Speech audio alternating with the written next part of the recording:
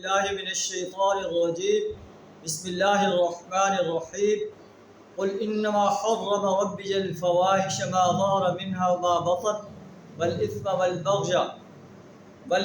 والبغي بغير الحق وأن تشركوا بالله ما لم ينزل به سلطانا وأن تقولوا على الله ما لا تعلمون صدق اللہ العظیم۔ سورہ اعراف آیت نمبر 33 آپ کے سامنے تلاوت کی ہے۔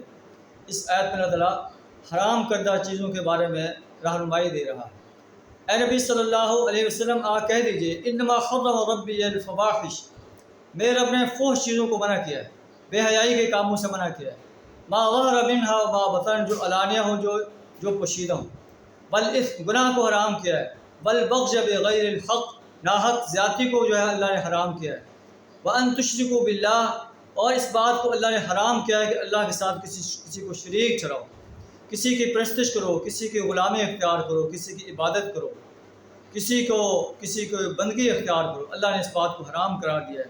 ما لم ينزل به سلطانہ، اللہ نے اس کی کوئی دلیل نہیں اتاری کہ اللہ کے ساتھ کوئی شریک ٹھہرایا جائے۔ وَأَن تَقُولُوا عَلَى اللَّهِ مَا لَا تَعْلَمُونَ، اور اللہ نے یہ بھی حرام کیا ہے کہ اللہ پر وہ باتیں کہو جو تم جانتے نہیں۔ اللہ سے دعا کرم ہے ان حرام کردہ چیزوں سے بچنے کی توفیق عطا فرمائے، اور جو کام اللہ نے ہمارے لیے حلال قرار دیے ہیں ان حلال کاموں کو کرنے کی توفیق عطا فرمائے۔ اپنے مقصد حیات کو جو کہ امر بالمعروف اور نہی عن المنکر ہے اور اللہ کے دین کے نظام کو قائم کرنا ہے، اس نظام کو قائم کرنے کے لیے جد و جہد کرنے کی توفیق عطا فرمائے۔ آخر دعوانا الحمدللہ رب العالمین۔